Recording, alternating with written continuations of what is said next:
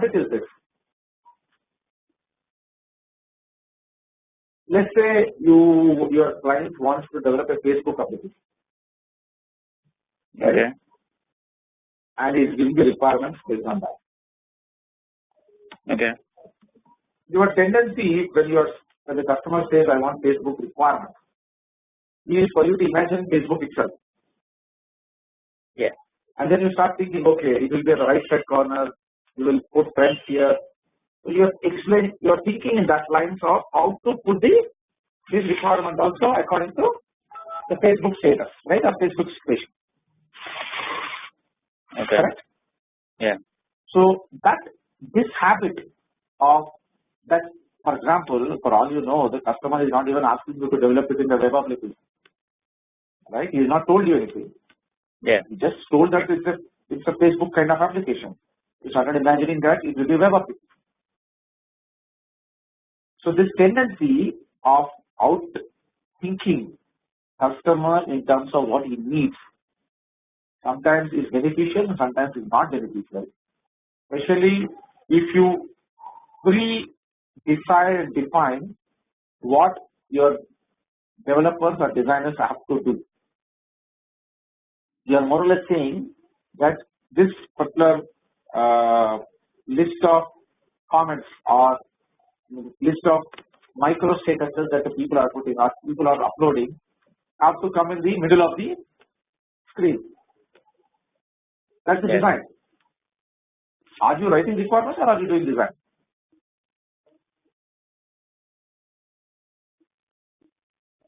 So that's the kind of problem that you should avoid. You should never try to design how the application, what the application behavior. Sometimes you might say there should be a button of this nature.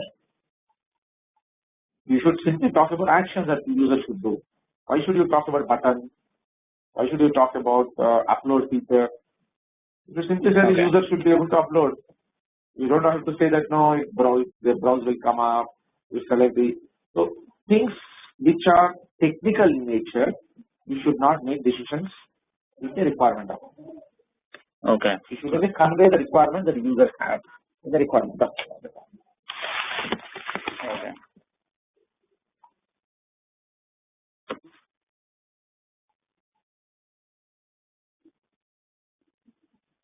What about other people? Other people are very, very clear, is it? So before anyone else asks you a question, can I ask you one more? You go ahead, yeah. Please keep shooting. Okay. In phase 3, they say request for proposal. Now, how? I didn't really get that. It's in phase 3. That is a request for proposal. I didn't really get a clear idea of what a BA role is.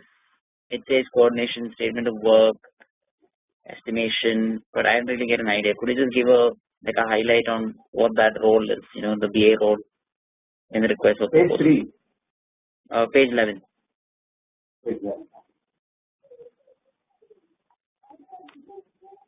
Okay. You want to ask someone to give a proposal, right? Yeah. What would you give a proposal to you? I didn't hear you. Come again. What would you give to the other person to give you a proposal? You have to give something to them, to be able to quote a proposal. You go to architect, a building architect. What would you go and tell them? For you to give a quote to you, you have to tell them I need a house. Yeah. Is that enough? No. You would say floor space, the land you have, how much, how many rooms you want. What is that all about? It's your requirement, right? Yeah, all your requirements and expectations. That's all your question. You have asked me a question. For someone to request for proposal, give my requirement. And who designs the requirement? Who writes the requirement? Yes. Right? Your job is to write the requirement and ask the other person to look at the requirement and give a quotation. Okay. If the other person has understood or not understood, you need to ensure that you discuss with them, explain them what you're expecting. After an approval from them. Okay? Okay. Yeah. Anything else?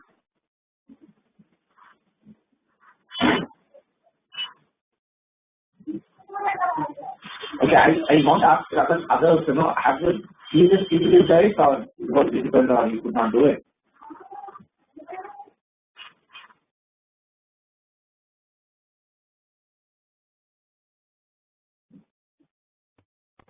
There is no issues if you have not seen it. I just want to know whether you are free or not. I just get a chance to read it because I got it much later. The drop off list. Okay. I got the file from that. What about others?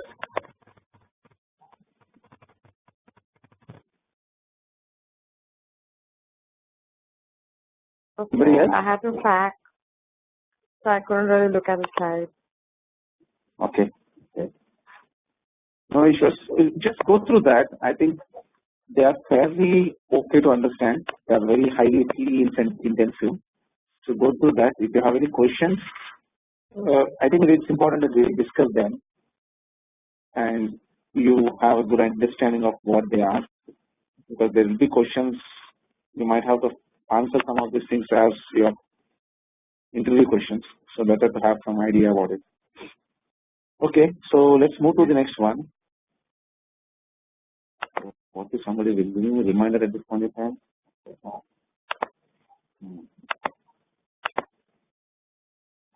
Where are the guys? Yeah. Just look at these questions here. Try to think about these questions.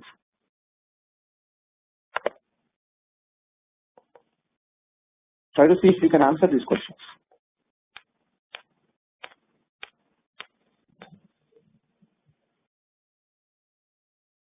So my question to all of you is, who and what influenced the choice of SDLC in a project?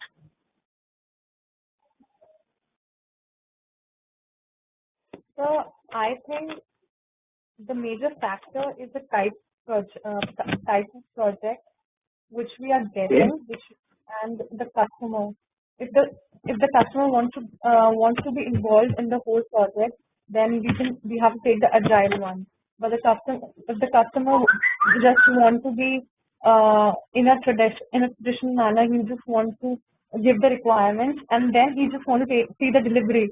Then we can take the waterfall method. I think that is one of the factors.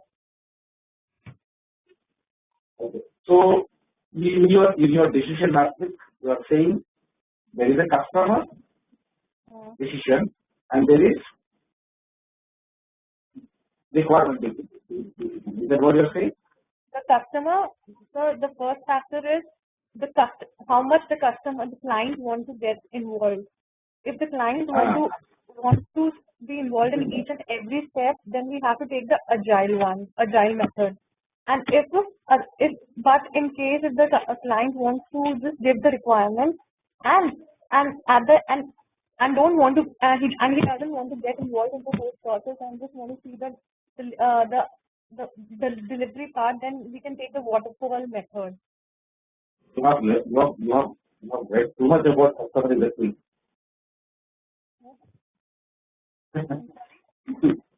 You are saying whatever. If he says I have time, I will bless you, you will say I will take it back. In case no, I will not bless you, I will give you a gift, you will go ahead and do the requirement, you will say I will do. What is that what you are saying? I didn't. I'm trying to be unpolite, so please don't take it negatively. I'm trying to be questioning your thought. That's all it is. Okay? And I'm trying to see if I'm going to be interviewing you, what would I ask you? That's all I'm doing. So, actually, I didn't understand what you were saying. That is why. What I'm saying is, for you, customer is king. That seems to be your motto. The customer, the God says, I will give you requirements. Please take it and develop. You will do waterfall. Customer says, I will not give you requirement. I will discuss with you every day. You will do agile. Is that what you're saying? No, sir. I'm saying that. No, I'm not saying that. And it's like that. Let me put the question differently. Okay. Let me say remove the parameter of customer. Okay. How will you decide? So the intensity of the project. If the project is small, if the developer can manage, then he can. And if the project is like an agile, we have to agile method. There's a lot of requirements, and then we select the required ones because there are a lot of them. So we select the appropriate, and then we work on it. So okay, I think that basically you're saying there are only two families for you. Either it's agile family or there is a waterfall family. In between there are two useless fellows called incremental and iterative. They are not required for you. No, sir, they're required. I was just giving an example. No, I want you to tell me how you will select SDLC. That's all I want to know. So I think it's depending on the certainty level or how to spot the problems. See, when if there's uncertainty with the requirement. Jacob, that is a theoretical answer. Yeah. Yeah. So I don't want you to tell me how you will determine what is certainty. How will you know what is certain and what is not certain? That I guess you're supposed to figure out when the client talks about it, or when he comes up to the BA without how do you say, when you know that he's unsure, when he are you talking about clarity or are you talking about certainty?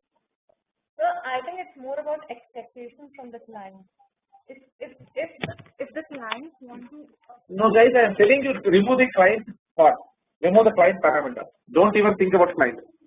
Okay. See, at the end of the day, the project. I agree. If the client says there is nothing you can do, right? Client says this is how you should do. Nothing can be done. Yes. Okay, but if the choice is yours, how will you make the decision? I probably see the type of project and how big is the project. Tell me what do you mean by type of project? I think Jacob is also trying to say the same thing, right? How do you determine what is the type of project? Complexity. Complexity. Okay. Clear. Like if you know okay. Exactly what I want. So basically, complexity, clarity. Okay. And Jacob also used some word called certainty. Complexity, clarity, and certainty. Any more keys for you?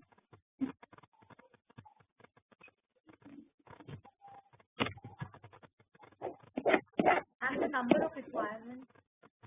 I'm not sure. Okay, number of requirements. So that was who said that? That was very funny. So immediately one assertive statement and immediately saying I don't know. I'm just thinking in my head as a BA. If the requirements are very much. Guys, don't worry. Don't feel anxious about what you're saying. Go ahead and say that. The idea is that we clear our head here, right? That's the idea of what I'm doing. But requirements come with a later stage, right? You can't possibly no. You see, unless you know requirements, you can't really make an SDLC decision. Mm-hmm. Right? There are situations where companies say you have to do everything in agile because we believe in agile. Right? That's what we do in our India, right? So our marriages, you have to perform our marriage only this way. Right? Yes, sir. So our traditions are like that, right? So we do our tradition this way. Why do we do our tradition that way? Nobody knows, but we have to do this way. So some places there is no logic. When there is no logic, they cover it by saying it's our tradition. Right? So you will go into some companies, you will say, in our company we follow only iterative process. We are great about it.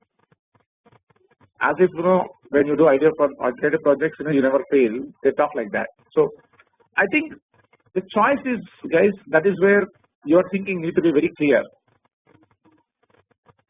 I think the 3 C's that you said is definitely correct. Right? Yes, sir. But how do you how do you answer this question if someone asks you this question? Will you say these three T's are, what do you mean by these three T's, you know? It should be more complex, but if it is complex, what will you do? Will you choose waterfall, or will you choose agile, or will you choose iterative? What is that you are trying to tell me? Unfortunately for us, there are 4 SDLC models. There is no one, not one or two. So how will you make the choice?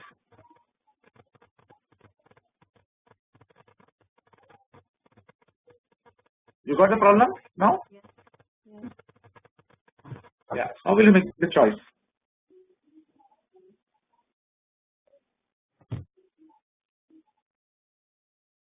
Come on, some more debate, guys. Don't throw the towel.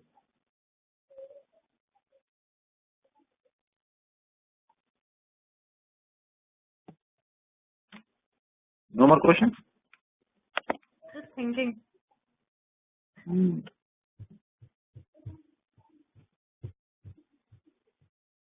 Amukta, you are able to hear?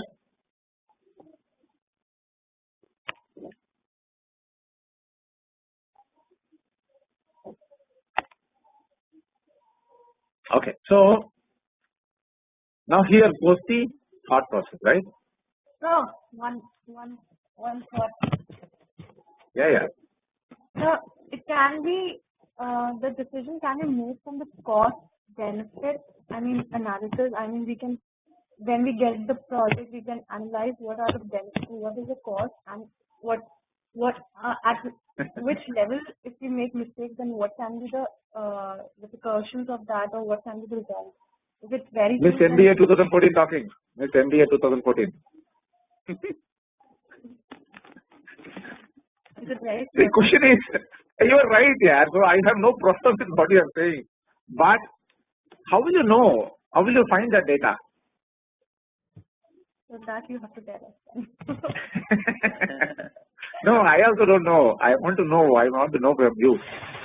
See, all you said is fine. I have no problem with what you're saying. My problem is, how will you make the choice of these 4? If it is 2, I have understanding clearly. Yeah. Let us say you say, if this is high, this is medium high, this is low, I do this. I am more comfortable with that statement. You got what I'm saying? Yeah. Highly complex, I want to go to agile. Medium complex, I want to go to either iterative or incremental. The customer needs faster ROI, I might go to incremental. And I have a bigger question to you. Are these mutually exclusive processes? You understand what is the meaning of mutually exclusive, right? Yeah. Can I combine incrementalism into agile?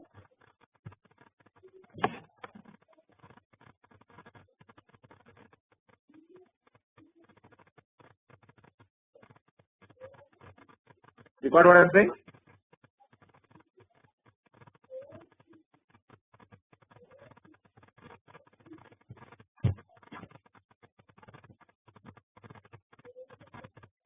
Okay, so let's take these examples, right? So if you have to give, or if you want to make a good decision about SDLC, the foremost aspect is, what is the level of clarity you have on the requirements? The greater the clarity, the greater the chances of you not involving customer. Clear? The greater the clarity, the greater the chances of that you don't have to involve customers. You have not still made a decision, right? The second thing, what is the mechanism in which the customer wants to realize the benefit of your solution? Do they want a big bang approach of delivering everything, or do they want an incrementalist approach of delivery?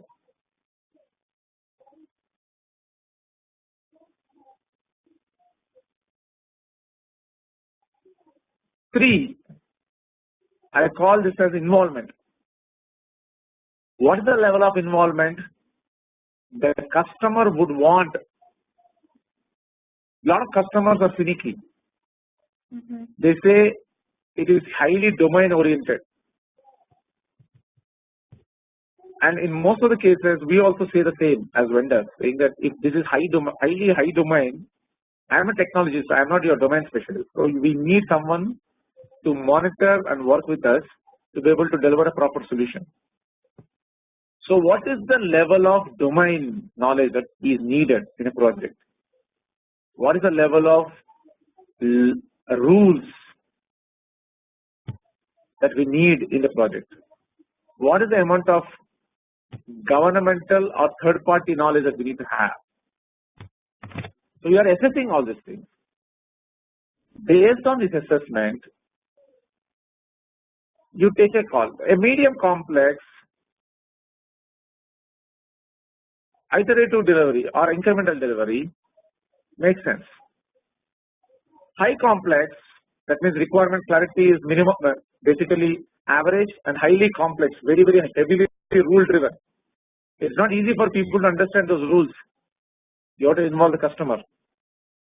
So you would typically go for agile where you are involving the customer every day. If the customer says I cannot, my involvement cannot be high, then you go into next best option is incremental model, where you're delivering some piece of work and ask him to review quickly. So the decision is based on these factors of complexity of requirement, clarity of the requirement. Even if it is complex, but it's very clear to me, not big issue. So complexity of requirement, clarity of requirement, customer involvement, right? And lastly, the culture of organization. There are customer cultures. If the customer has got low maturity, right, low maturity of IT, your agile will fail. Because they don't know what to do in agile. If the customer has got high maturity, anything can pass.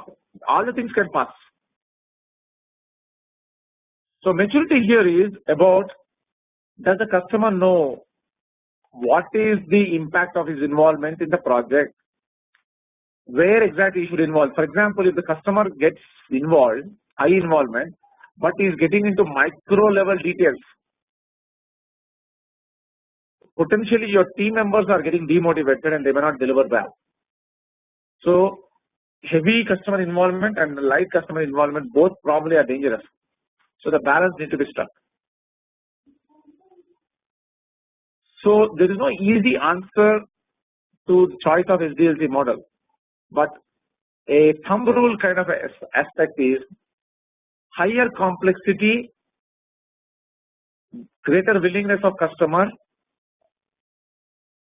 reasonable or medium level clarity of requirements, you would go with agile.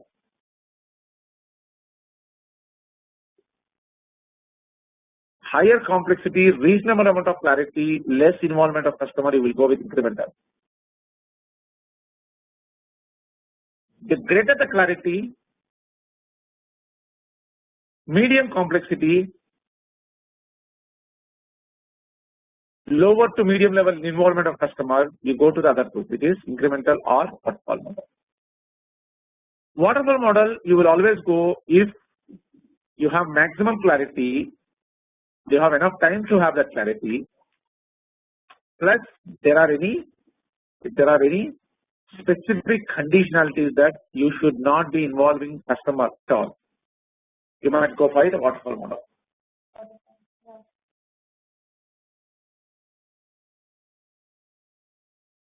Clear? At least some part? Yes. Yes, sir.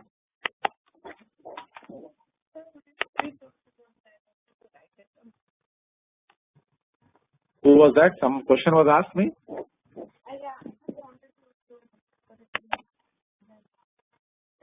Grishma, your voice is extremely low, Grishma. You need to talk a little closer to your mic, or you need to talk to the mic. Okay, this is better now. Hello. Yeah, Grishma, good. Yeah. Yeah. So, could you please repeat those ones? Like the I should level of repeat what? clarity. Yeah. Yeah. See what happens when you have a lot of clarity about the requirement. Mhm. You have high clarity of requirement.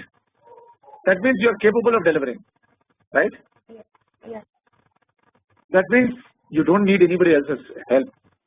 So, for example, you have been doing this project, this kind of work regularly. Do you need anybody's help? You are expert yourself, right? When you are really great experts, you don't need their help. You can deploy it any which way, right? Yeah. You will see a lot of this consulting or product companies. If you know, there used to be a famous company called i2 Technology.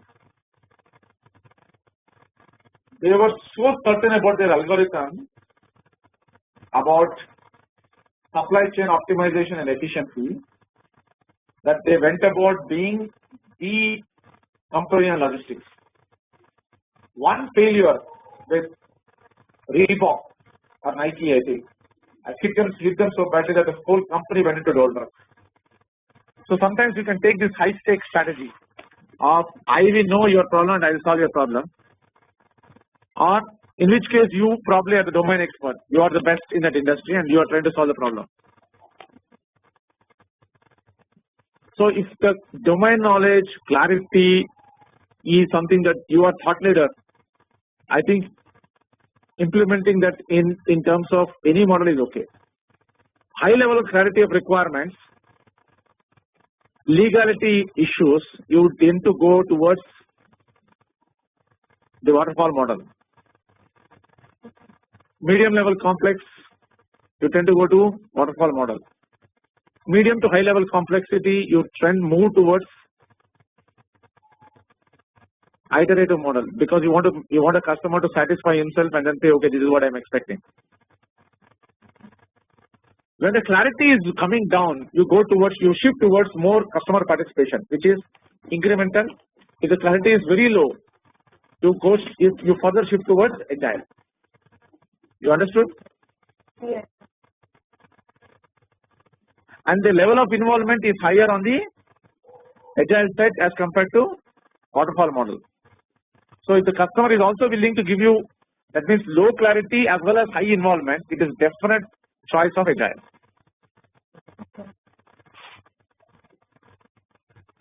So this next question is,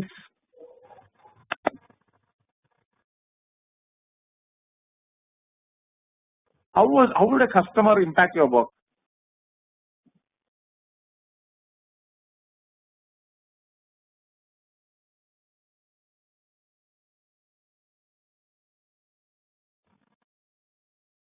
How would a customer impact your work?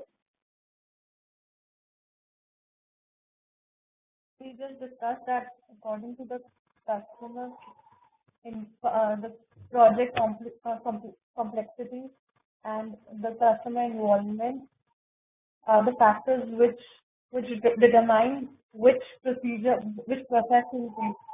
So customer is the one who, as you said, customer is the king.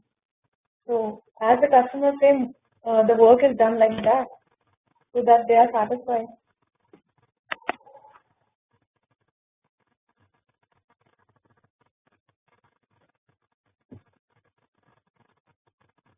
Yeah. So I think one of the person, I think Amusa says,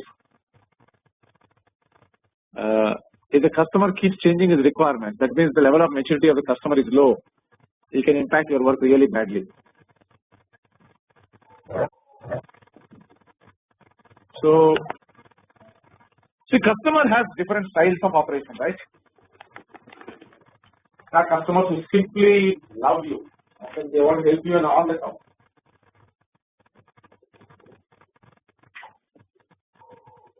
And there are situations where customers are absolutely difficult to manage.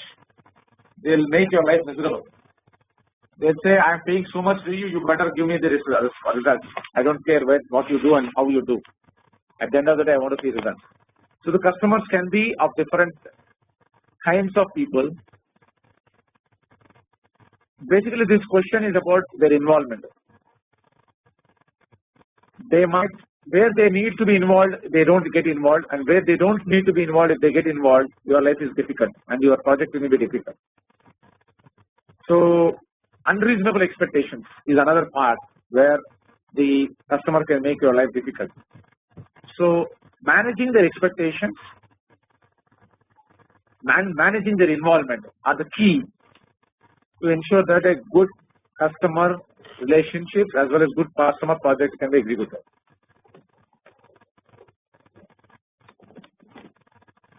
So how would he impact? A, he can make, he is not certain what he wants, he brings a lot of non-clarity. 2, he can be micro involving himself in everything. So recently there was a case where a customer was working with us,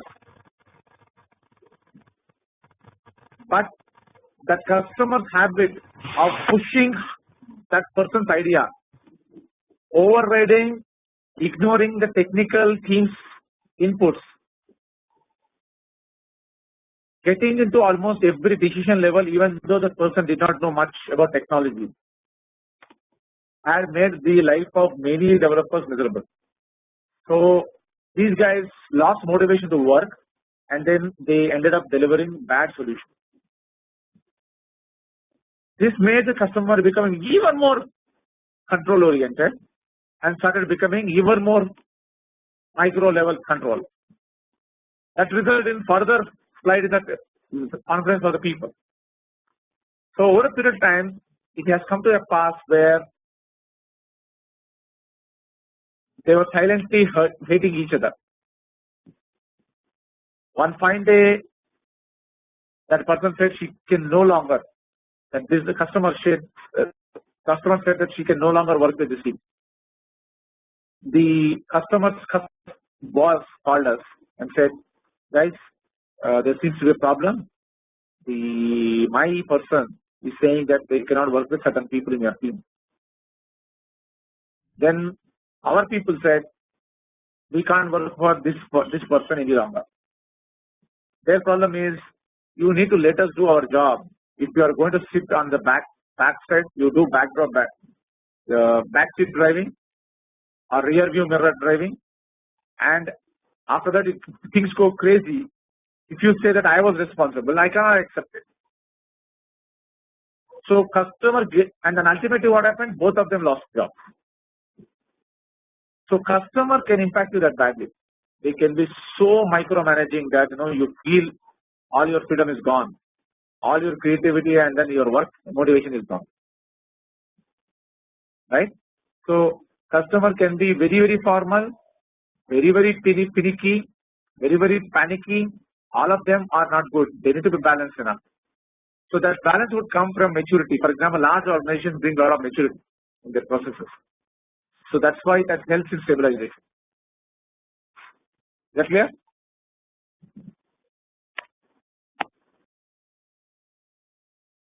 Okay, so what I suggest is, can you guys read these two things?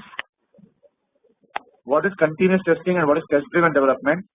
And what is SOA, Web 2.0, Enterprise 2.0, Cloud Computing all about? Can you guys read this?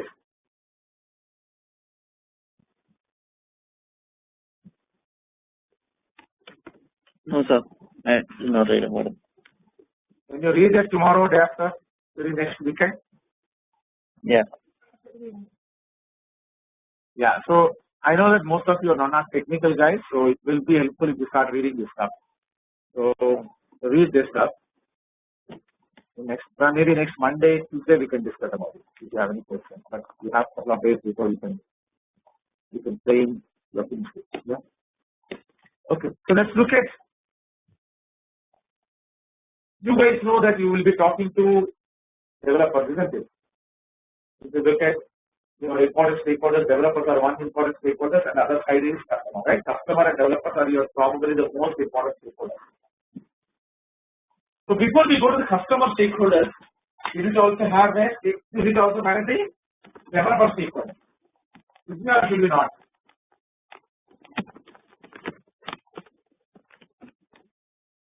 Right? Should we develop, should we manage developer stakeholders or no? So could you repeat the question? I didn't hear you. Should we clear or developers or no?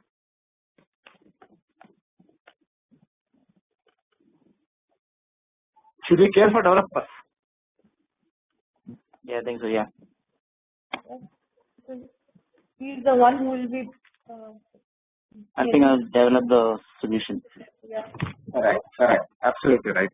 So when you have conversation, that means you need to have conversations with them. Yes. So when you have conversations, the conversation should be more like I tell you, you listen, or you want to have conversation where both of you share and care for each other. Dialogue. So yeah, sharing knowledge. Sharing. So basically, you will talk requirement language and even talk technical language. Should you be listening and understanding him, or you don't have to understand that? There should be an understanding, sir. So that means you need to have a little bit of understanding of what he's saying, because you know, right? People tend to speak in their language. Yeah. So you will often hear people who play football, talk in football language. People who play cricket, talk in cricket language. People who are having professions. Let's say all the IT folks, right? If you get up in the morning, the IT folks call, I'm rebooting myself. What is rebooting myself? I'm kickstarting my operating system again so that it will have memory and I'll start talking like I'm ready. So this reboot word is some kind of an IT folk language, right? If you go to the finance guy, you might say I'm keeping my market up. So he's talking in his own language. So this tradition of speaking in my own profession is pretty high, isn't it? Have you seen such people who talk their profession in their normal life?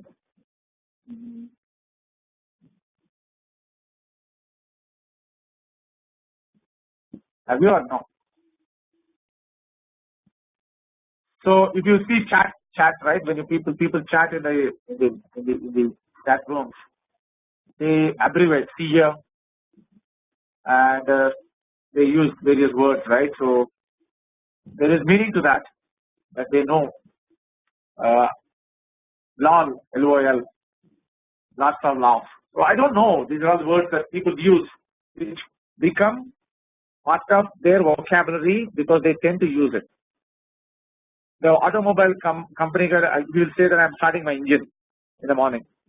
So they tend to speak their language. Our developer folks are no immune to this process.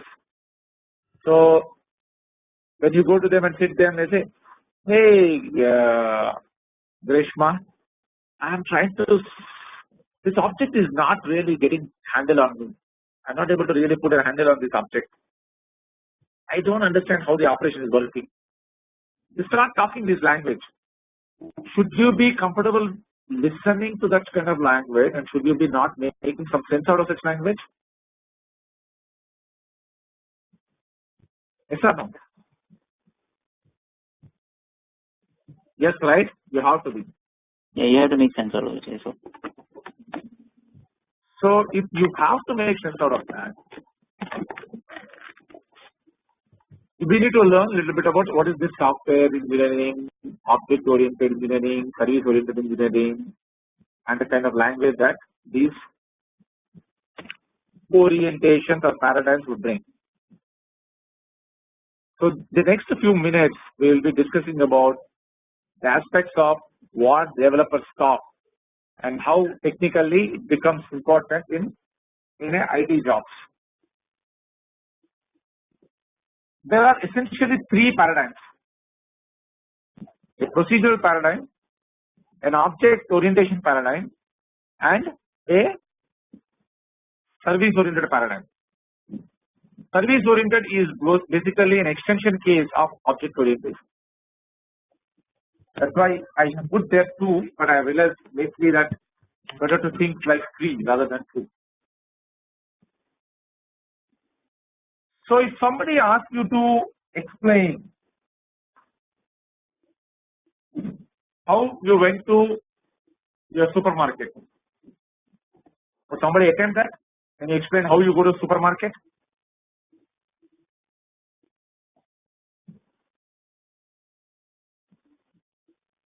How do you go to supermarket?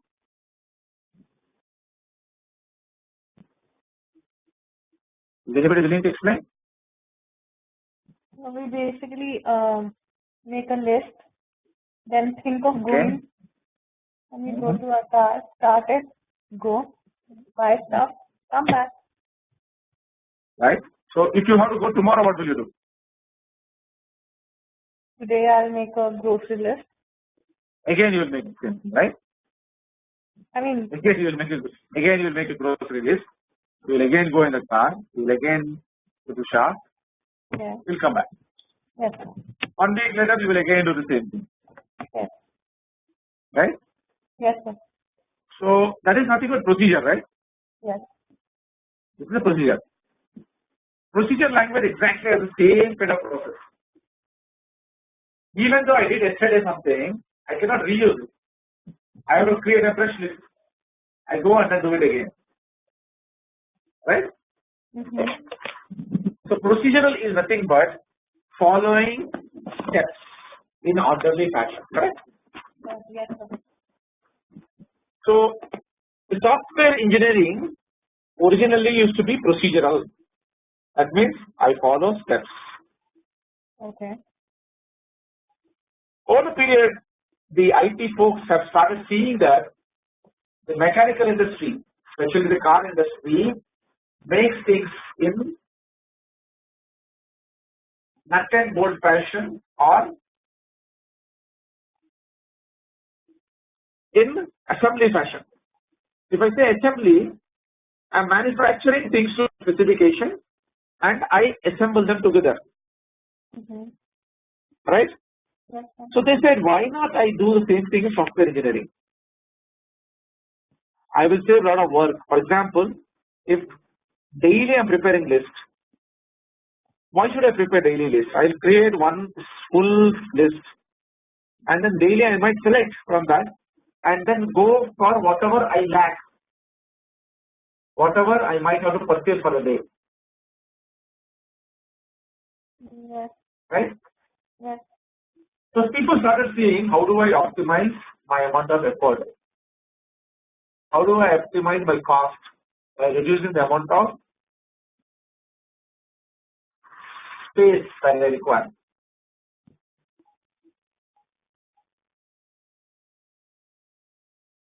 Right? So procedural is focus of steps. yes, sir. What is object oriented? The object oriented is more like a noun and a verb doing something to each other. What does it mean? It means objects. I see in object oriented programming objects interacting with each other. The focus has now shifted from steps that are being performed to the actors that are there and what they are discussing or what they are messaging with each other. You understood what I am saying?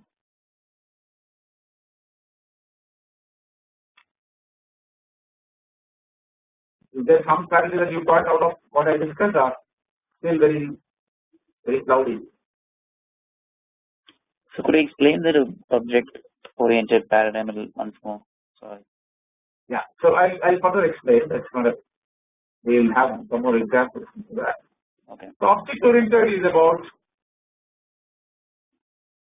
They call this as plug and play. Have you heard about this word called plug and play?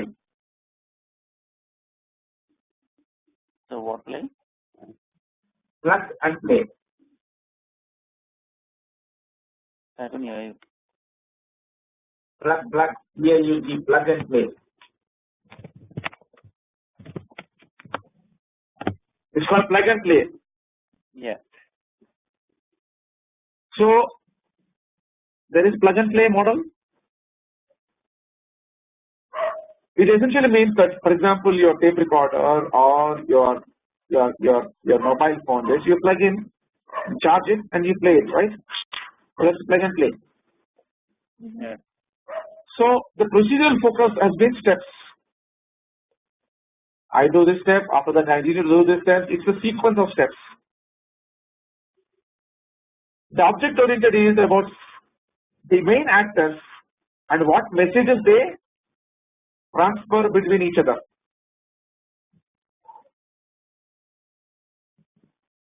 Right? So the other way of describing your steps,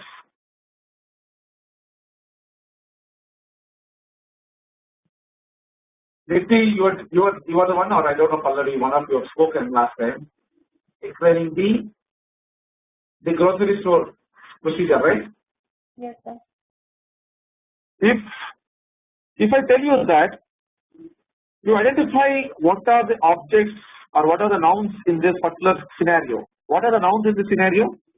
One is yourself, other one is the list object, the third one is your shop, right? There are three nouns here. Is that correct? Mm-hmm. So each noun, if you consider them as objects, and one object talks to another object through messages, is the focus now steps, or is the focus in terms of which two individuals are talking at any point in time?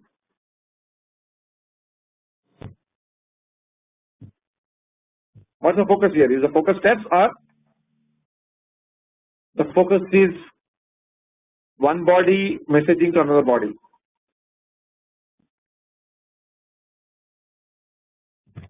Objects are a physical or virtual objects. In this session, what is happening? I, the teacher object, is discussing with the student object. How are we discussing? The discussion is something about messages from me that is reaching you and messages from you that is reaching me. So there are messages between us, right? And there is two human objects, student and teacher. Correct? So the focus here is not the steps that I follow, but the focus is which are the two objects are interacting towards achieving the goal. So object oriented is about thinking in terms of objects and trying to see how the messages are being transmitted between these objects. Is that clear? Is what I said clear, guys?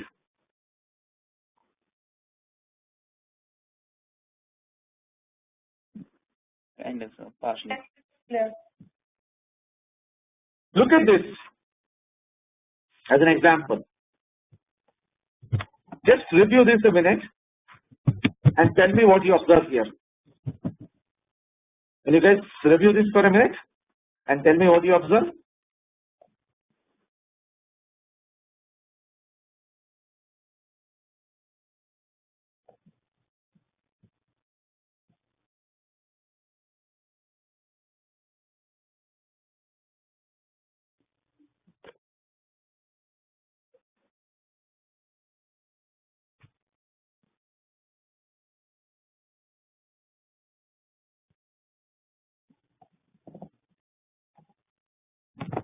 Anybody wants to volunteer? And what do you observe? The accounting transactions, so Okay. or banking, on the looks of it. Okay, I understood that. So between the two things, what do you observe? Two diagrams in the same thing, right? What do you observe?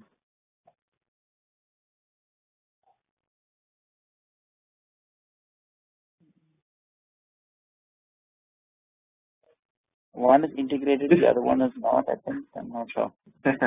Okay. Let's look at this one here, right? What is that it is doing? Main, That means I'm starting. After I start, I want to perform transaction. I will do compute interest. It's repeating the same thing. If checking, then do this. If filing, then do this. Compute fees, it's doing the same thing. So what is happening here? It is, see this logic here? It's more or less using the same logic. That means this one I'll repeat for savings account separately. For example, if I have to do compute interest, for checking account I will do one. For saving account I will do one, another process. Here also for compute fee, for checking account I will do one procedure. For saving account I will do one procedure. Now watch what I am doing here. What am I doing? I'm saying checking account, compute interest is one method. Compute fees is another method. Savings account, compute interest, compute fee. What's the difference here?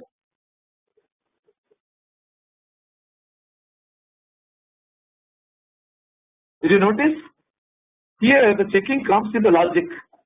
The noun comes in the logic. The verb runs the logic. The verb runs the noun. Here noun runs the verb. Did you see that first? Yeah. The question that you need to ask is, should we follow the procedure or should the humans do the procedure? So the procedure run the human and human run the procedure. What is right?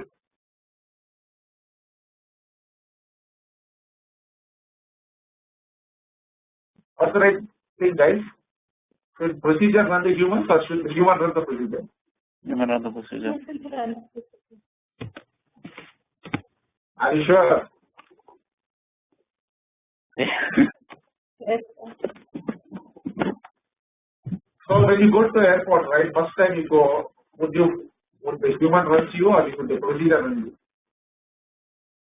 you? Yeah. So there are occasions, maybe less occasions, where the procedure you need to be guided. The procedure needs to tell you how to do it. So if you notice, wherever you do, whatever you do, the first time if you try something, you will be inefficient in that. Right? Then you want to try to create a procedure that keeps repeating itself. You create a procedure to make sure that you are able to repeat the process every time. Is that clear? The procedure is meant to make sure that you become more and more correct and accurate.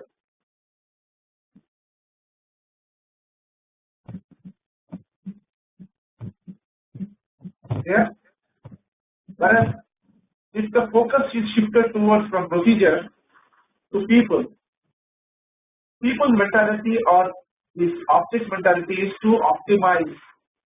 So if you see the diagram here, the first section is saying perform transaction, compute fee, if savings account do this. That means I am repeating same. I would compute the fee the same way for savings account where the values will differ. I would compute the fee for the checking account, the values might be different. But the way I do calculation will be same, right? Let's say if I have to do percentage calculation, I take the value 1 divided by the total value into 100 is a percentage. It doesn't matter where I put the percentage, whether I calculate percentage for savings or whether I calculate percentage for checking. The way I do that calculation is same. Correct? Yes or no? If I move towards the other side, if I ask each of you to do calculation, each of you will do the same way? Each of you will do the same calculation, the percentage calculation the same way, or will you do differently?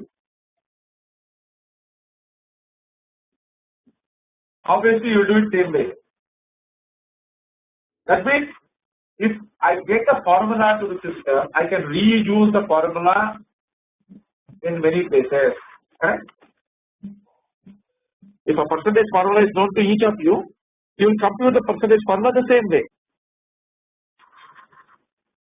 If I know that this is right way to use it, a right way to do. If somebody has programmed that, why should I repeat the program again somewhere else? Why can't I just take it and then use it everywhere? Which is more efficient? Repeating it everywhere, or create one good one and reuse that everywhere?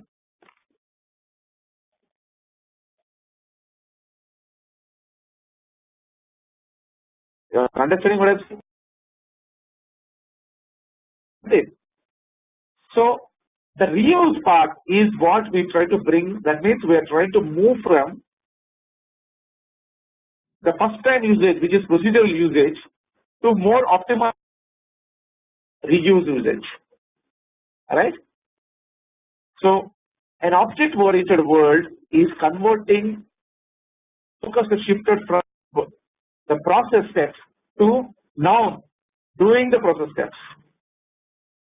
2, trying to reuse the code that you developed for one place in context, other similar contexts. That's what we are doing in the object-oriented mechanism. If you look at once again this closely, the focus is verb. The verb is doing things. And if you see this one here, the noun is doing things. Is that clear? At least at English language level you are clear? Right?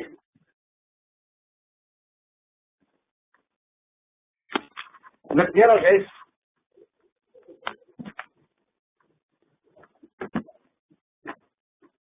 Clear or clear?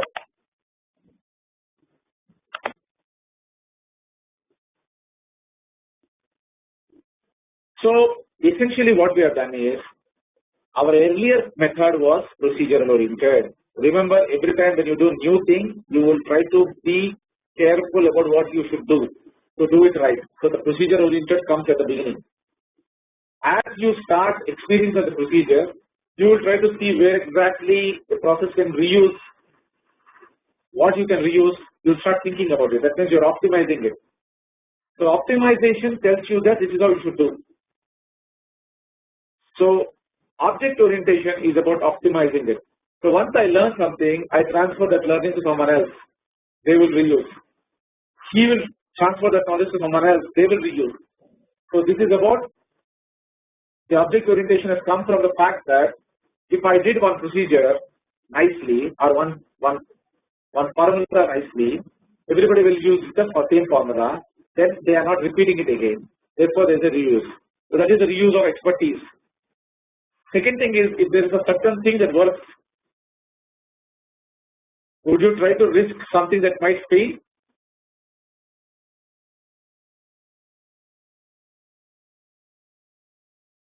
All of you would have gone for some coaching for your exams, coaching for your competitive exams.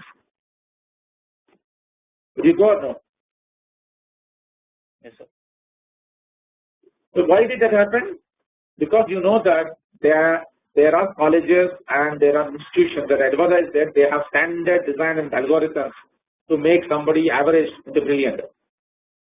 Would they do that? Would they say that they can convert somebody who is average into brilliant?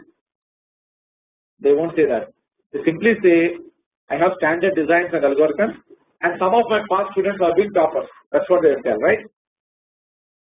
Yeah. But we believe that they made some toppers, therefore they should also make me topper. That's what our belief is. And we go there, isn't it?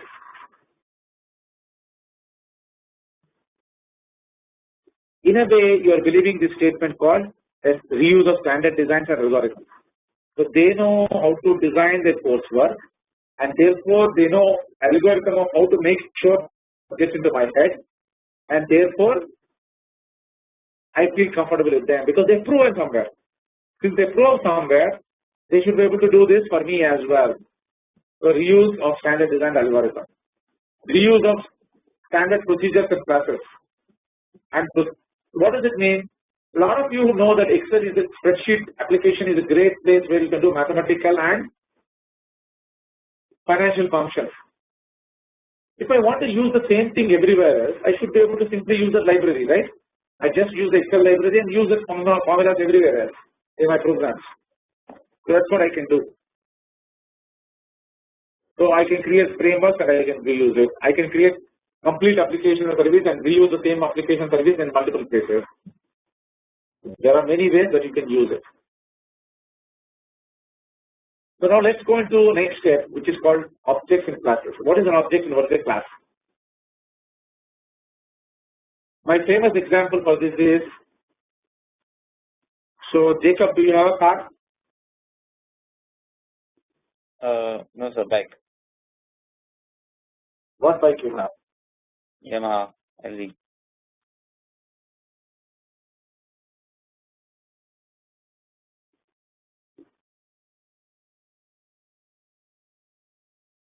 Is it yours or is it your friend's? No, it's mine. The Yamaha LV is mine. Oh, I thought it's Yamaha is Yamaha's bike, not your bike. It's not Yamaha's bike? I own it. I paid for it, so I own it. But the brand is Yamaha. Ownership is different from. Is ownership equivalent to saying it's my bike? If you own it, you can say it's your bike, right? That's what I thought. What happens if your friend is driving it? What will happen? What will he call it as?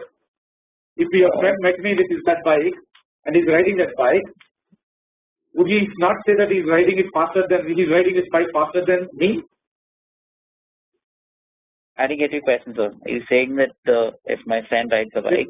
If your friend has taken your bike on lease or on loan from you and is driving, would he call it as his bike at that point in time, or will it call the, hey, this is Jacob bike, he will keep telling that to everybody?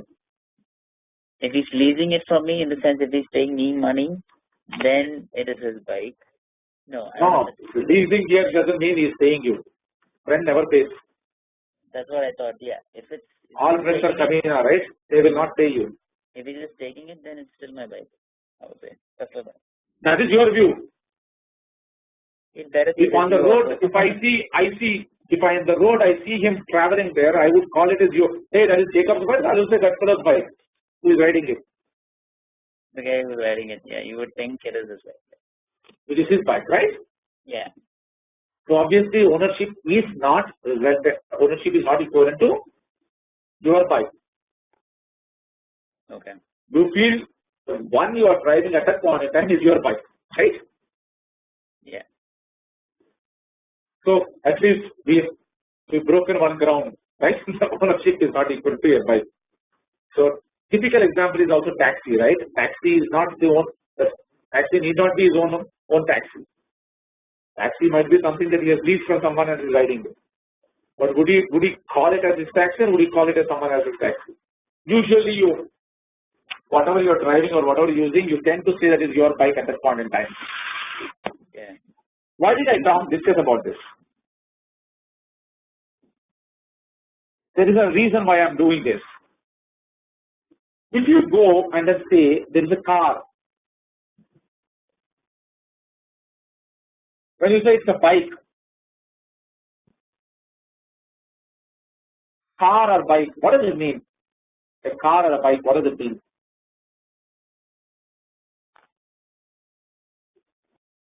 What's a car or a bike? Anybody wants to answer this? It's too difficult to answer this question. Sir, we are all commerce students, don't ask such mechanical questions. What's a car or a bike, guys? Simple, no?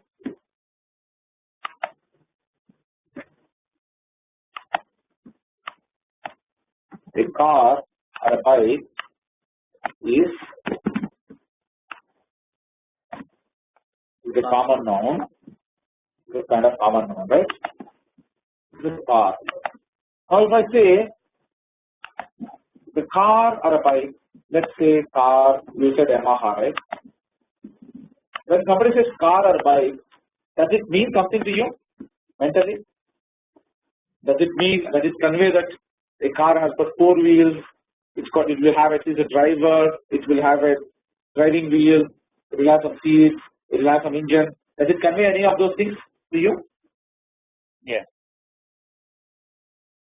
So car means, if I show you bike and say that this is car, would you accept it? No. So that means car has a certain characteristics, and in everybody's mind, car has got characteristics, right? Yeah. Now, if I say BMW, Maruti, all of you know Maruti, right? So, would you see BMW, Maruti as same as car, or are they different cars? Cars, but at different levels. No, don't worry about levels right now. But they are cars or they are different cars?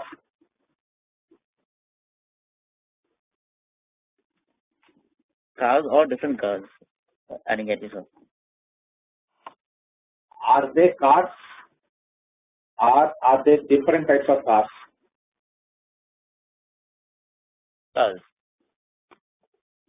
So they are all cars. That means basic features of car will be there between Maruti and BMW, right? Yeah. In addition to that, what else will be there between BMW and Maruti that you have to pay different prices for that? Luxury. Okay. So you are adding some more features into this, right? Yeah. So you might, maybe Maruti doesn't have AC, air conditioner. This is fully blown air conditioner. This is for safety features. Maruti doesn't have safety features. This is for more powerful engine. Maruti has got less powerful engine. Is that correct? Yeah. Okay. So if you have that bias, I will solve your problem.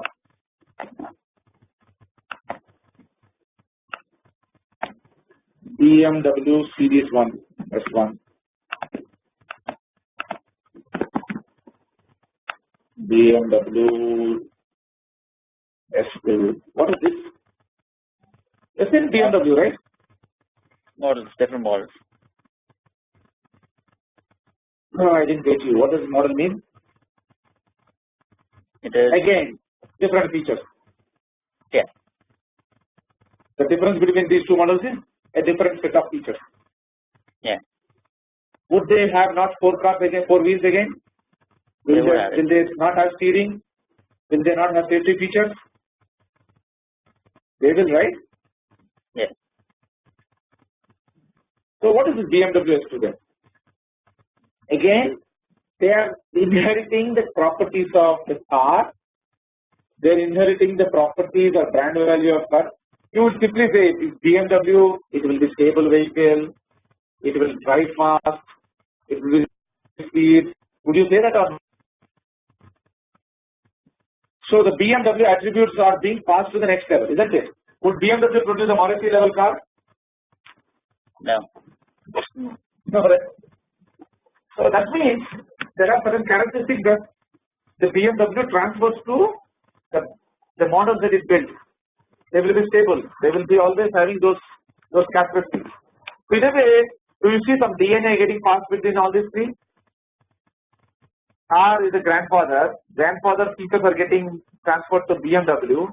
BMW adding some more features to that car features and then transmitting that to the next level, right? Yes or no, guys? Yeah.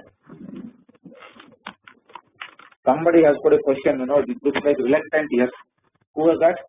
You did not like?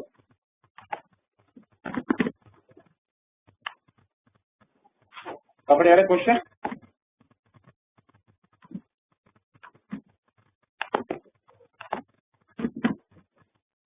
Nobody has got a question? Let us say series of things. We have Amta car and Pallavi car. So both have same BMW color. Okay. So let's say BMW Series 2 they bought.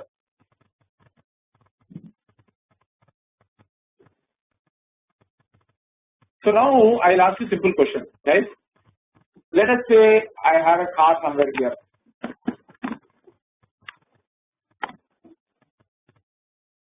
Right now, name here. What do you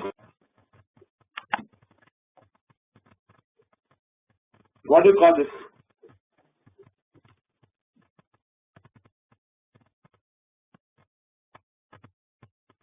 What do you call this, guys?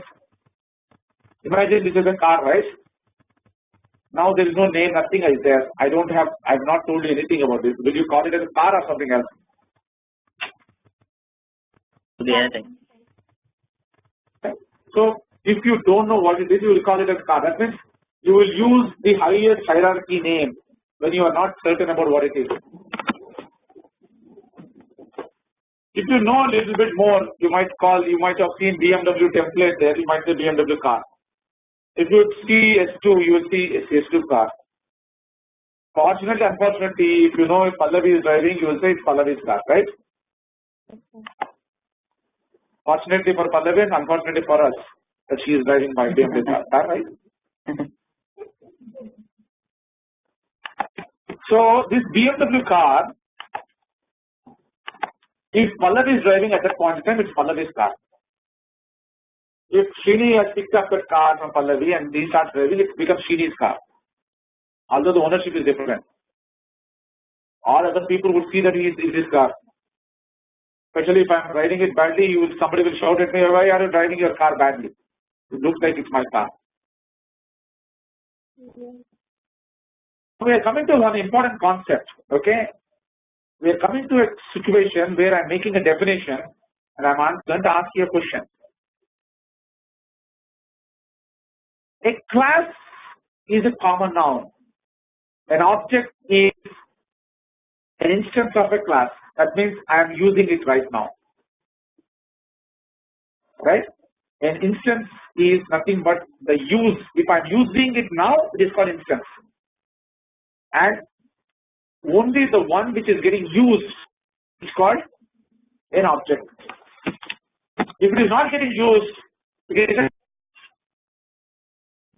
if this is Pallavi's car, currently Pallavi is using, that means it's an instance. If Pallavi's car is in garage, it's a class. You got what I'm saying?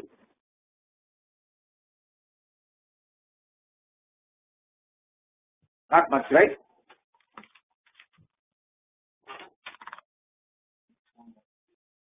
If Pallavi's car is in use, it's an object.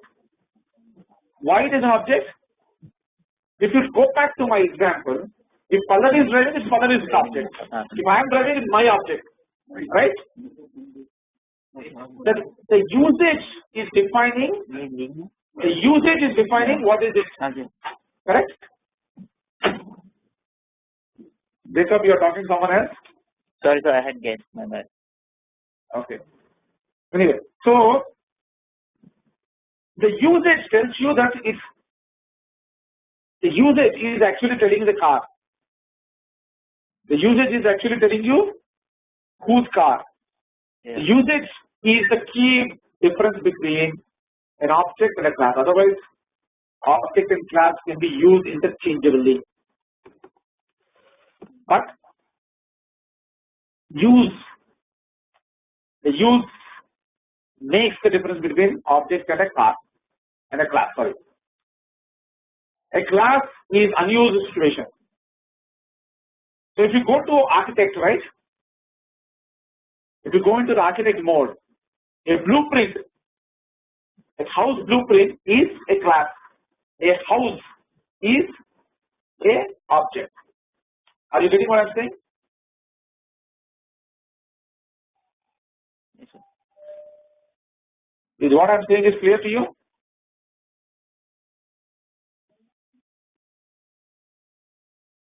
A stationary car is a class. A running car is an object. So if you have not still understood, it's fine. It's just that you need to keep this concept right now in the back of your head. That if something is in use state, it is object. If something is not in use state, it is a class. If that part of English goes into your head, then it will become more clearer as we proceed. Is this part of English clear to you guys? Yes, sir. Okay. Let's go a little deeper and find out how to make this much more clear, right? We need to make much more clearer about this particular part. So here this definition is that objects are instances of class, right? That's what that fellow is also saying. A running program can be seen as collection of objects collaborating to perform a given task. We'll learn a little bit more about this concept, right?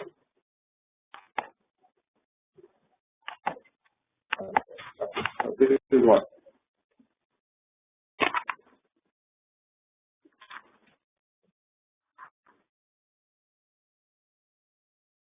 So let's say you write an exam, all of you are writing an exam, right?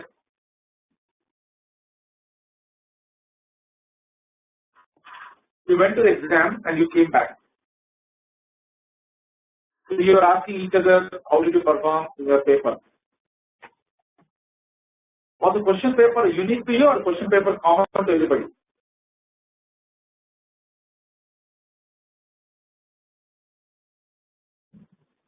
You are all same class, would the question paper be common to everybody else?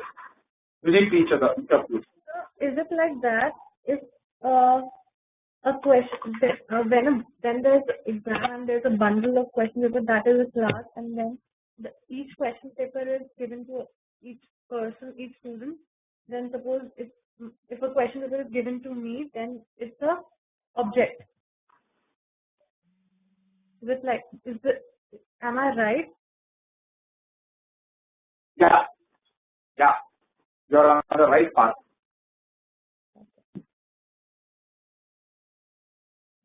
So when then it basically gets customized, it's called object. Otherwise, the basic thing is called class.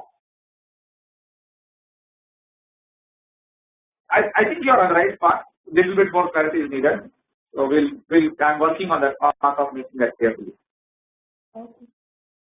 Okay. So let's take this one. The cash in your pocket. Is it your cash or is it a government cash? My cash. How? Huh? Because it's in your pocket. Yes, sir. That's the object. When the cash is with government, it's a class. No, even in your pocket it's cash. It's object. It's a class only, right? Yeah. Okay. Yeah, that's confusing. No, it's not class. No. I think it's an object then when we get this when we get some amount of cash, it's So object. by the stretch of argument, cash is in somebody's pocket anyway, right? So it's always an object. Are you really using your cash when it is in your pocket?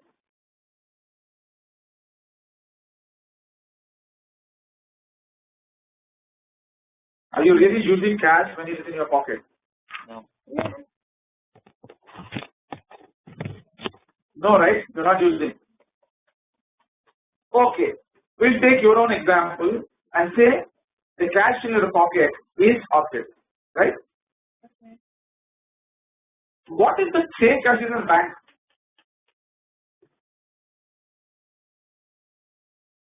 Would you exactly identify the cash, the number, the cash, the note number that you have in your pocket? If it were in the bank, would it be the same when you withdraw from ATM? No, it's not same. Would it be same? No, it's not. It's always different. So what is the difference now? You have a debit card, it is also holding cash. You have cash, which is actually a note in your pocket. What's the difference? It's the same thing, right? Same cash for you. Is it any difference for you? No, it is same for me. So what is the difference in this cash?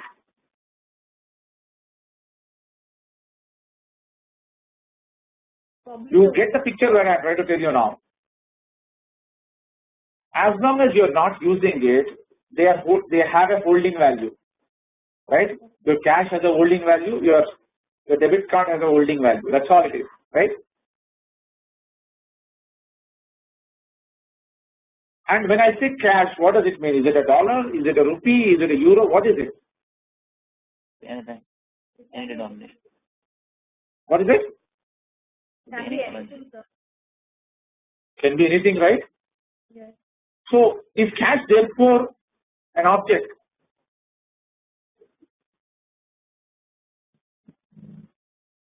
Or cash is a class? Kriti, you got why I said you're on right path but not right? So cash is a common term. If cash is being exchanged, that is when it is becoming used, and that is when it becomes object. As long as cash is idle, as long as the car is idle, it is a class.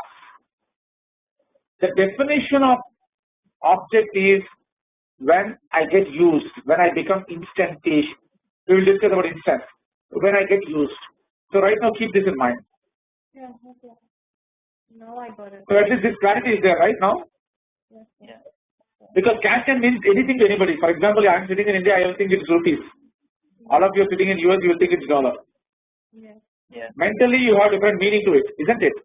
Yes. yes, There is no clear clarity. But when it is transaction, when you are buying something and you are paying, you are either paying in dollars or you are paying in rupee. It should be very clear to you at that point in time. Correct? yes, sir. To make it easier for you, if I use a debit card in a portal and my debit card is buying me something, if the debit card is buying in dollars, paying in dollars, it ultimately converts into rupee in my account. But I can still pay in dollars, yes or no, with my credit card or debit card. I can pay to the customer in euro with my credit card or debit card, correct? I can pay in any form. So essentially you need to understand that till the transaction happens, you really don't know what transaction, what currency I'm going to use, and therefore it is an object only at the time of my transaction. Or otherwise it's only a class. It might be anything. And this typically happens. Although my holding is in rupee, right? I am holding rupees in my bank account. I am paying to Apple in dollar. Let's say I purchase one app into my iPad. I have to pay $3. Amazon asks me $3. My card, through card I am paying $3. My bank will deduct 180 rupees.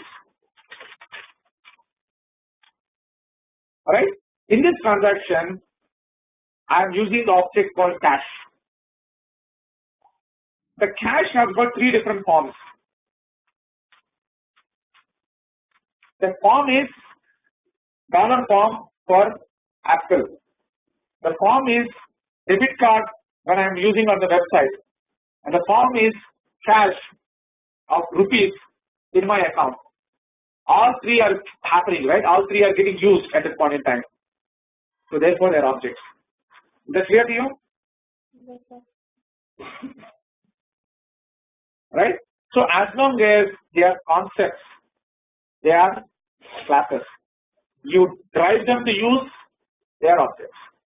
So little bit more further clarification I do as we discuss this.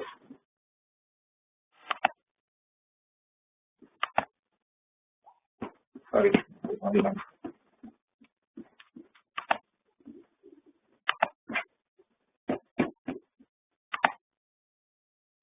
You guys got any example that you want to share?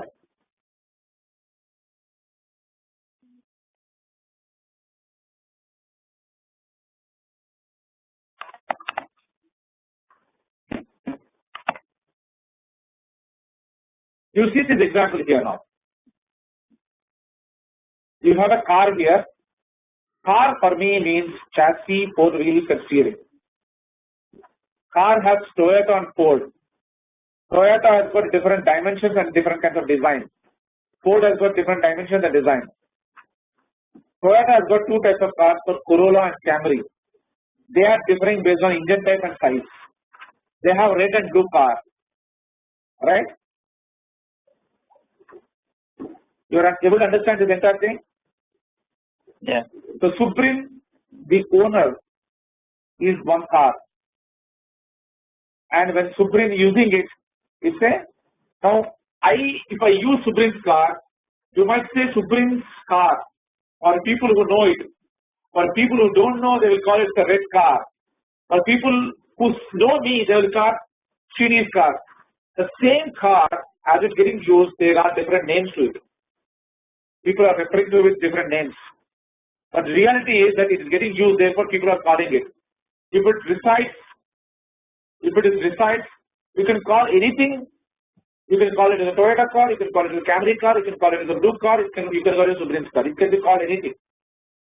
But when I'm using it, it tends to be my car. Is that clear?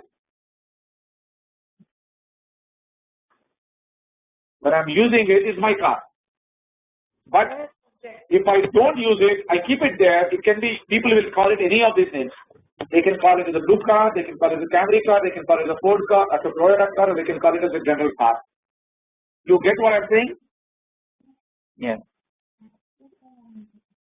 The uniqueness that it is my car is coming only when I'm driving.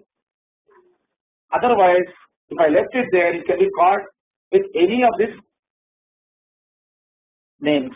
Do you agree or no? Yes, sir. That is the reason why it is a class. That means if I don't know what it is, I will use common names. I will use class name.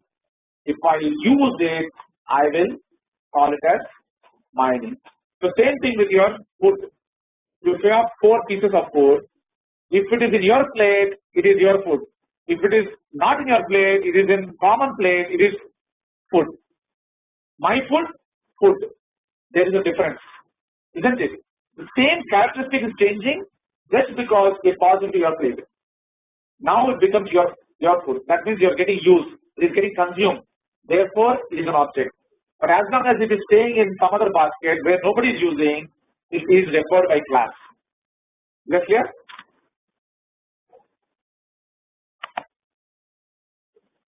Can you see this example here? Class word. Under class word, you are looking at, let us say I am using Pallavi's car, right? We will put Pallavi's car. So Pallavi's car here in the class world, Pallavi owns it, Pallavi's car. Pallavi's car has got staticness to it. Pallavi's car will have static properties. What does that mean? Whatever color, everything will be static. It will have blue color. It is a BMW car. All these things are properties attached to Pallavi's car. They are not in use. What is the contextuality of that Pallavi's car? It's currently stationary. It is sitting somewhere. It is in their garage. That is the context of that, right? In the object world, let us say I took Pallavi's car and I started driving it. Now you don't call it as Pallavi's car any longer, you call it as Srini's car. Right? All the functions of Pallavi's car also is moving along with me, right? It is not staying with Pallavi's car. They are also coming along with me, isn't it? Yes, sir. The same features are there. Now I am driving it. Right? Would there be speed when Pallavi's car is in the garage? No. Would there be petrol or diesel that is being consumed when the Pallavi's car is sitting in the car in the garage? No. So that means in the class world, the context and static remains the same. If I took Pallavi's car from her garage to my garage to any of your garages, Amuktar's garage or Grishma's garage, would it change? Would it become different? Would it have a different color? Would it have different, let's say, tires? Would the wheels change? Would it? No. It remains the same. But the moment I start it and I start driving it, the petrol values or the consumption, because of consumption, the diesel levels are going down. The speeds are varying. Your wheels are rotating at different levels. Your AC is running. There are many factors that is happening. There are many changes that are happening. So in general, a class has only something that is static, cannot be used, because the context properties are stationary, unused state.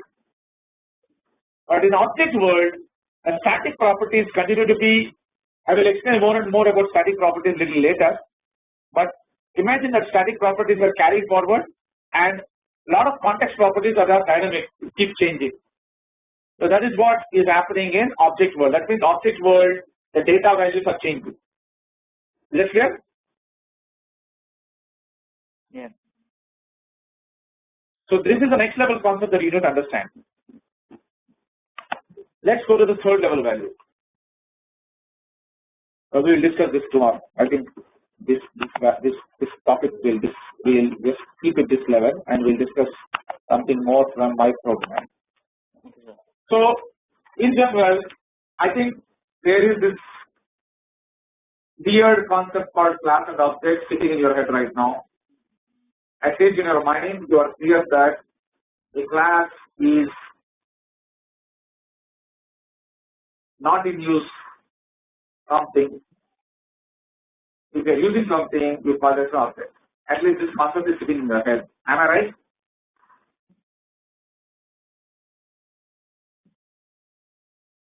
Hopefully, I'm right. Otherwise, you don't come to me, right? So, the definitions you are seeing here. What is object-oriented programming then? If you have objects, object-oriented programming is your ability to use these objects and your ability to use these objects and make sure that those objects interact and deliver you a service. That's all object-oriented programming. That means I use these objects and I'll make these objects function for you, work for you. That is the object-oriented programming. Now, guys, you all go to Amazon, right? All 6 of you go to Amazon. In Amazon, you try to buy something and you put that in your cart. I have a very simple question to ask you. Is the cart yours or is cart Amazon's? When I use it, it's mine. When it's an object. When it was with Amazon, it was in class. But when I rent it, it's mine. It's an object. No, you didn't go to Amazon store, right? It is a website, right? Yeah, but I ordered it. I got it. So you all agree that before you try to buy that, it used to be there. Yes. There used to be a thing called cart there, right? Yes, sir. Yeah. The moment you clicked on something to purchase, the cart has created a specific cart for you, correct? Yes, sir. In the physical world, when you go to a retail shop, the cart is there in the shop, right? Mm-hmm. If you hold it and you are using it for your transaction, it is your cart because you kept your purchases into that. The moment you finish purchases and you've taken your goods and you abandon the cart and somebody else picks up, would it remain your cart or would it be going to that fellow's cart? It becomes his cart. It becomes his cart. Mm-hmm. But if it is sitting there in the lane, in the cart lane, or it is idle, would you call it as cart, the object, cart, the class?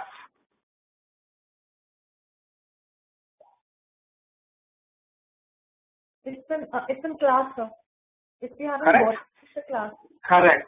Same thing you apply, you go to Amazon, if you click, it remains there, it is class. Yes, sir. The moment each of you click, it created something. It's a virtual world, right? It's a virtual world.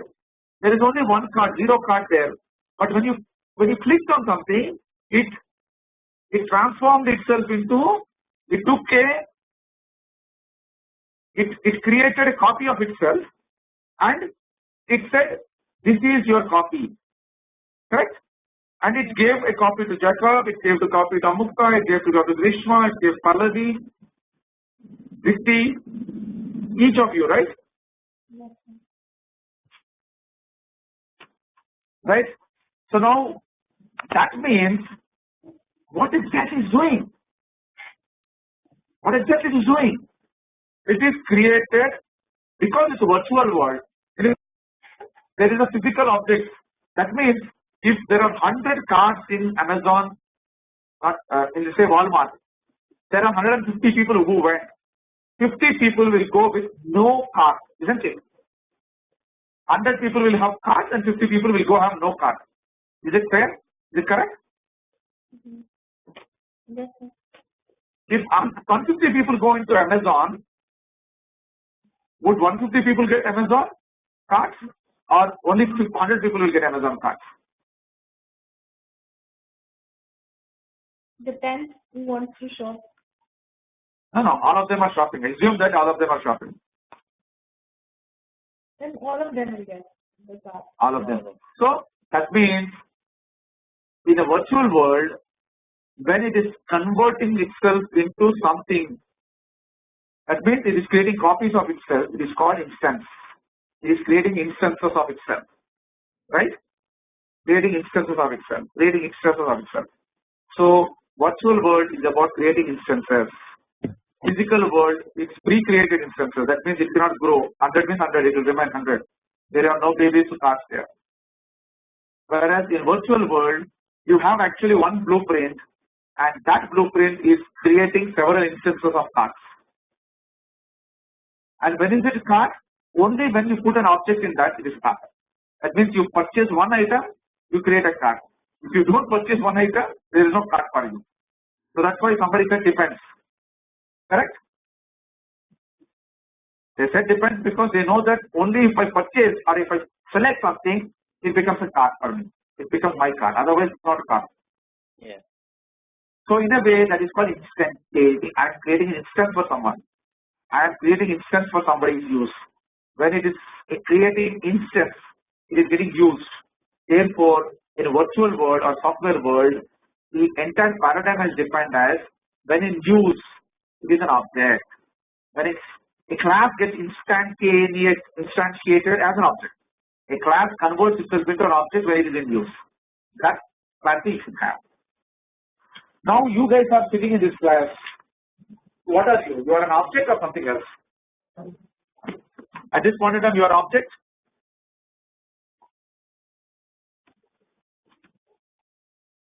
You are an object or no?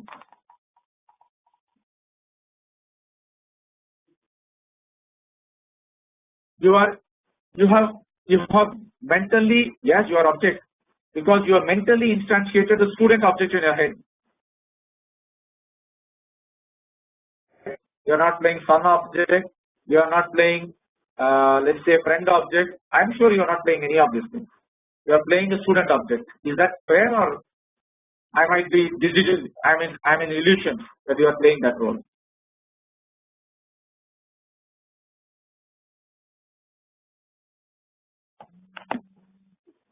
Right? I'm in illusion. Is it? Srini, it's night. You are dreaming. We are not students. We are not listening to you.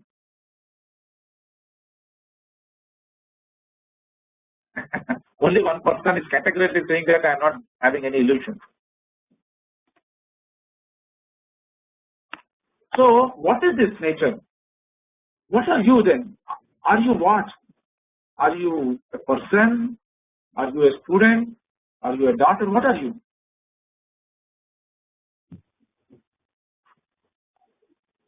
What are you? No, but you after this class you are somebody else, right? So in a way, if you look at yourself, you are really a class. But you are transforming yourself into student object at this point in time. The moment this class is over, you will transform back yourself into some other object. So you are creating series of objects of yourself on a daily. Only when you are sleeping, you are someone else. You are a class. Otherwise, you are daily using yourself in various roles. So when you are using yourself in various roles, right? When you are using yourself in your roles, you are becoming an object. You are instantiating yourself into student form. You are instantiating yourself into a daughter form. So your daughter only when your parents are around. You are a sister when your siblings are around. You are a friend when your friends are around. You are becoming context-oriented object. Is that fair enough to say? Yes, sir. critical. So that means when you are in use as a friend, you are a friend. When you are in use as a student, you are a student. Is that correct? Yes. That's correct. So when you so now you think like that. This is the simplest way to understand. I am a class, but I instantiate a student in me in the class. I am a class. I instantiate a friend object when I am with friends. So you are taking the role. Just understand your role as nothing but a object form of yourself. Is that clear? Yes, sir. So when you are object form, what happens? If you are in a friend role at a point in time, you behave like a friend, or you behave like a boss, or you behave like a student. How do you behave? As a friend, sir. So you bring the context. When you bring the context, it means that you have memories of being a friend. Your memories of behavior, correct? Your behavior, that means operations, and the data that you carry with your friend is the data that is related to the friend data, correct? Yes, sir. When you come to this class, your behavior is your operations. You have made your operations to listen, ask questions, seek understanding. That's the kind of operations you are using. And the data that you are having in your brain is the data that is relevant to the class. Yes, sir. This class, right? Yeah. So the objects exactly do the same thing. Based on the context, they fetch the data, and based on context, they use the operations in software as well.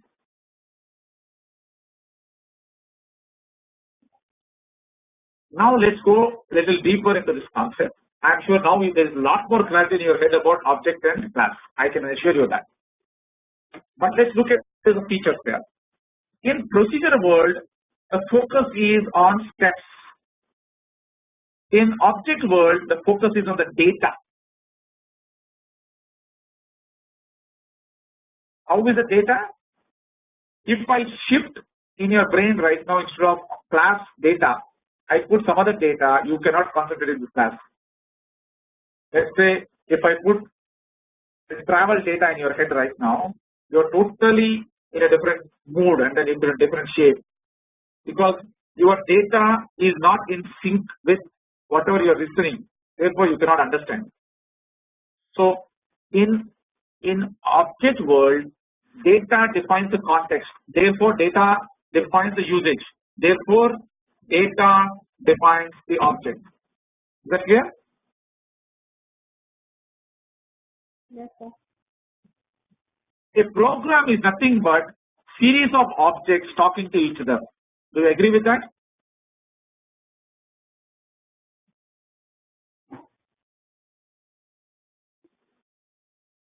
When you are seeing the program, do you see data all the while how it is getting processed, or it is hidden from you?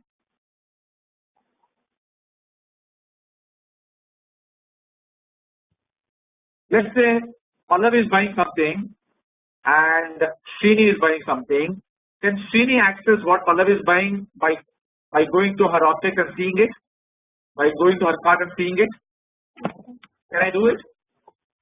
No, sir. Sitting here? No. That means the programs are objects. These objects are getting used at different stages, and the data within these objects are not able to be anybody else other than the person who is working on it. Otherwise, nobody else can see data. So that is called data abstraction. I am hiding data from all the people. Okay. I am also hiding the data from yourself.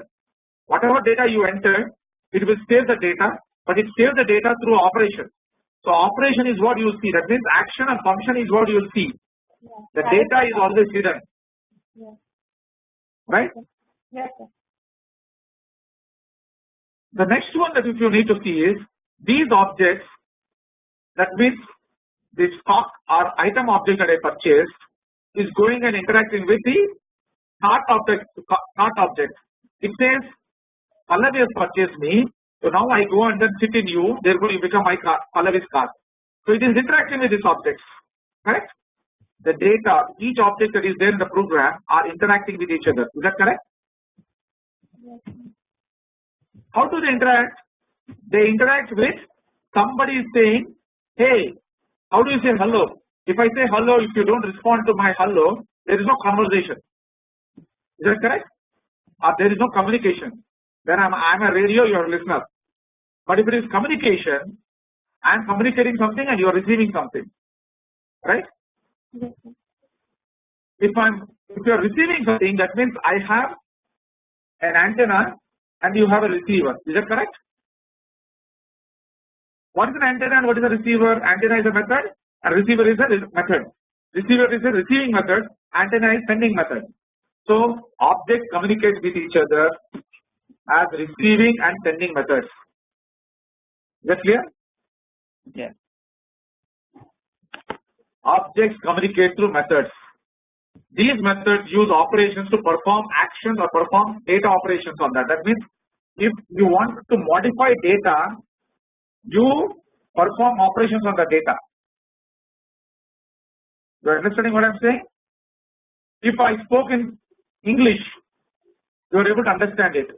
I got a phone call about 1 hour back and I spoke in Telugu.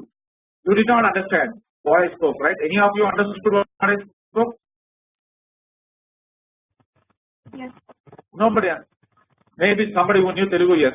But all other people would be wondering what this fellow is talking, right?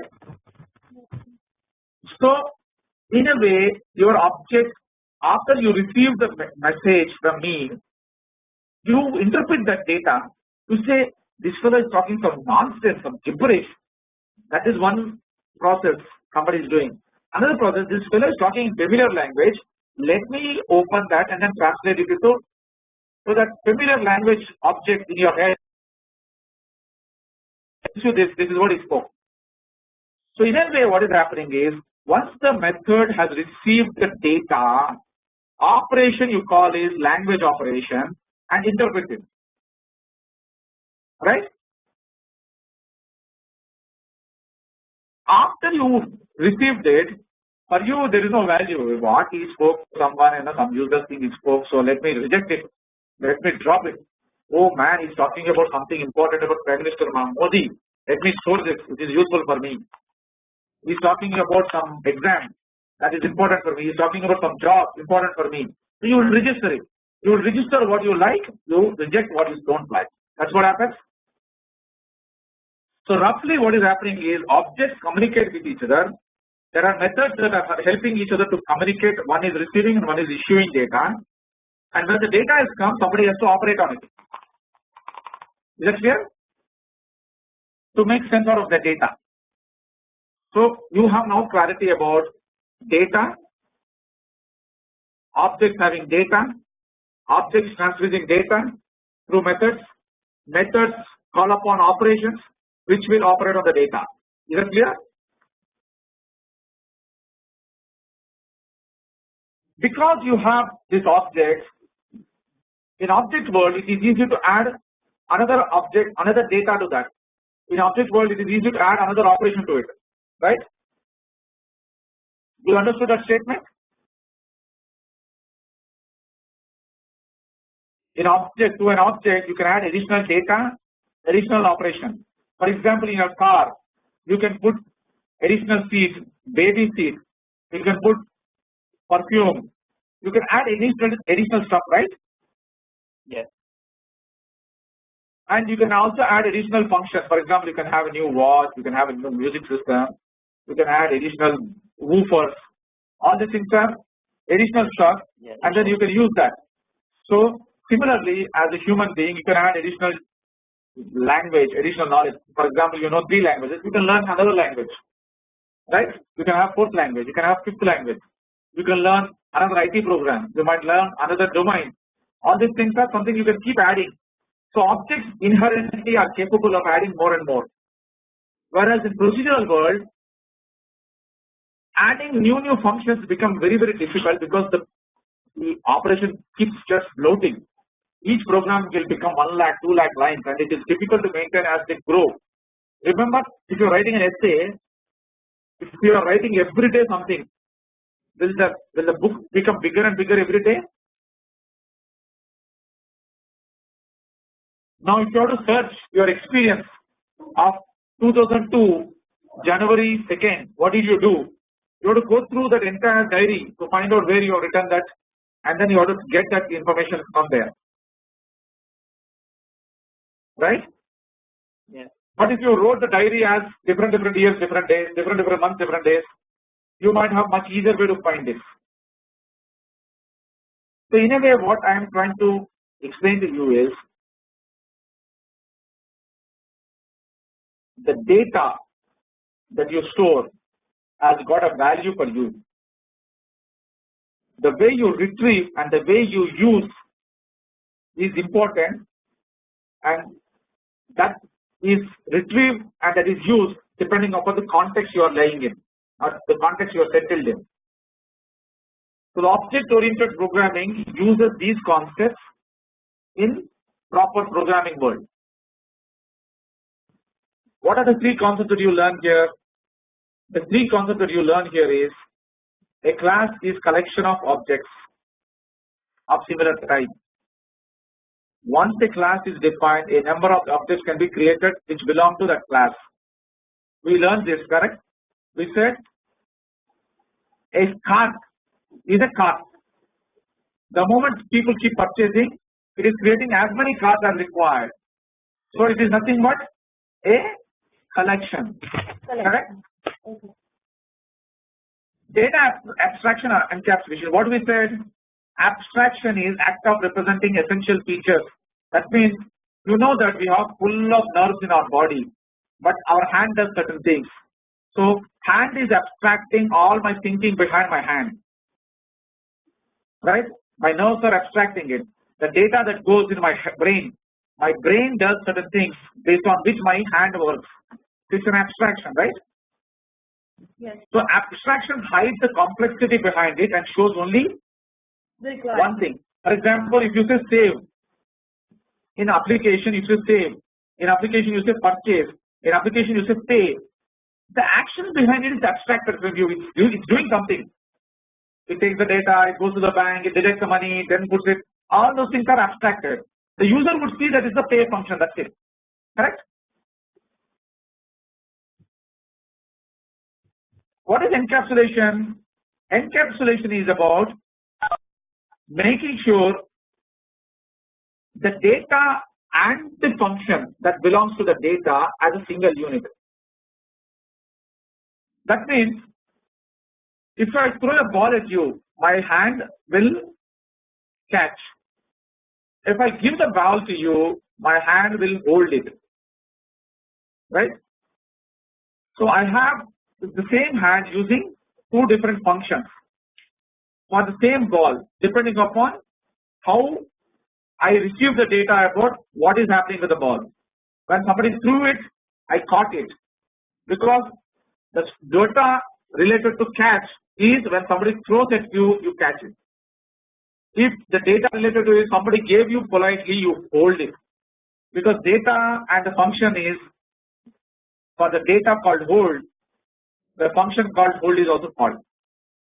So it's not encapsulated. So data and function usually go hand in hand in most of the situations. The moment I purchase something, cart is created. Data and function is together. Selection means cart creation. Selection of something means some object or some item I purchased. Item I decided to select means item goes into the cart and the cart is created. It's encapsulated. You're clear about what I said? Yes, sir. You understood inheritance? Inheritance we discussed from this point. Car, BMW inherits car features. Car inherits BMW S1 inherits BMW features. Amongst our car will inherit, if it is BMW, it will inherit BMW's features. Is that correct? Yes, sir. So it's basically the subset of bigger data. Is it right? It belongs to a class. Yeah. So it's nothing but inheritance. Just like our parents, grandparents, they keep passing DNA. You define So the key thing is when you give requirements, it is for the designer to start thinking in terms of what is the common minimum things I would design that as a top level class. The next level common minimum things I design as the next level class, and I utilize both these things in the lowest object as hierarchies. That means I inherit those functions at the lowest level as well. So these are the basic features which get inherited, right? Correct. Yeah. So basically common, what you feel as common things, you keep it at the top. Okay. Polymorphism. Polymorphism is the interesting concept. I was talking about hand, right? The hand displays two different functions depending upon what you threw at it, right? Okay. So the it is for us that we can be a daughter sometimes, sister, or correct. You are exhibiting polymorphism. Okay. Definitely, right?